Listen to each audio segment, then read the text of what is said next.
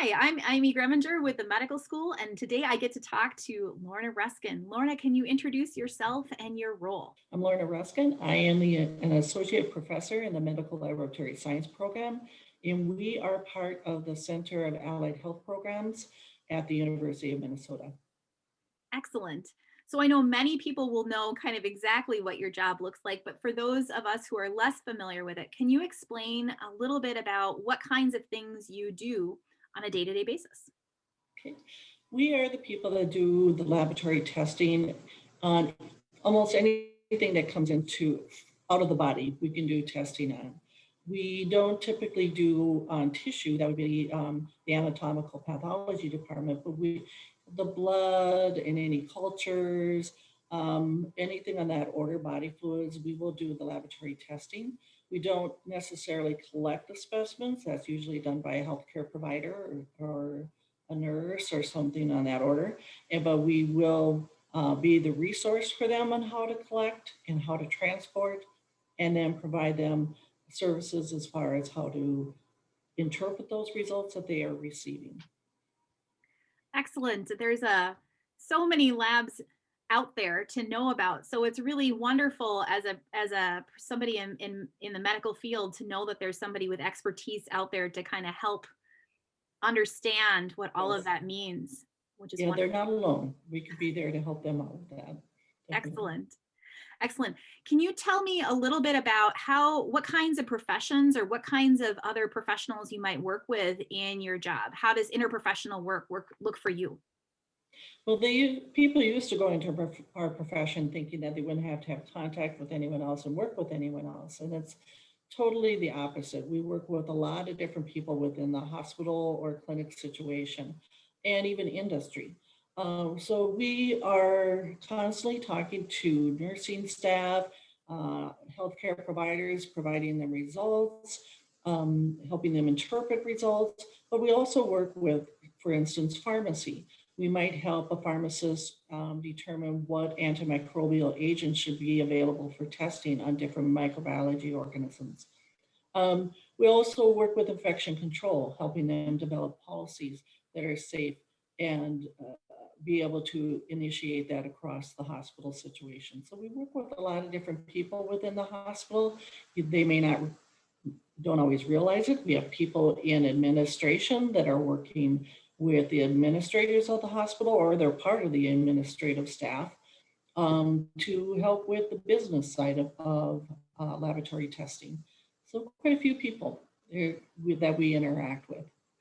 So I heard you say lots of different people come into contact with you either directly or indirectly, from physicians to nurses to phlebotomists to other Yes, providers, pharmacists, administrators, and really affecting the general public's health, especially through infection control means and stuff. absolutely. The public health, we quite a few of the people I know may be involved in public health at the Minnesota, like for instance, at the Minnesota Department of Health. We have numerous MLS or medical laboratory scientists that work in that area and are providing that service also.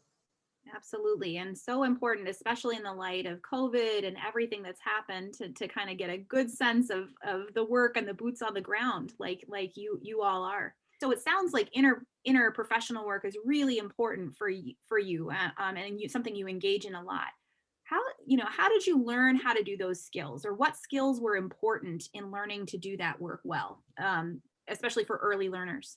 You really have to be detail oriented and pay attention, and problem solving is very important because you can put tests on an instrument and get results off, but to be able to know if it's accurate and if it's trustworthy and if it's going to provide a use to the physician or to the healthcare provider, you have to be able to use that problem solving skills frequently. Sometimes we have to fix instrumentation. So if the instrument goes down, we may be talking to vendors and having to try to fix the instrument. So being able to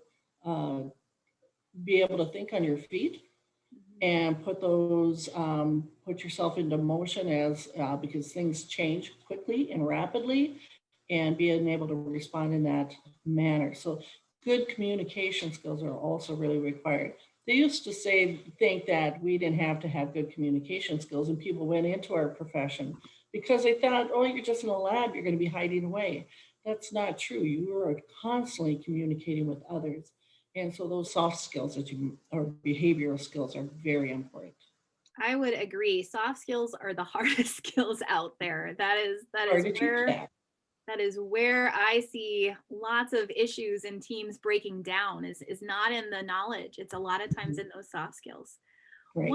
One last question for you is how did you what kinds of things did you do to learn how to do this kind of work as you were growing and developing your skills? How did you become proficient at that? We are always constantly refining those skills. Mhm. But our program does a pretty good job. We not only have to teach the content knowledge, but we also try to provide instances of how you're going to work with different people in the hospital, expose them to those different teams or committees that they might be on, and expose them to how they should respond and how they should value the information that they know and be that asset to those other healthcare providers. So our program does a pretty good job of teaching those skills and developing them along with that content knowledge. Excellent. Well, thank you so much for your time today. I've learned a lot from you, and I know that I will now have a better idea of all the amazing knowledge that the lab people that I'm always on the phone with trying to help explain what I need to do have. So that'll be great.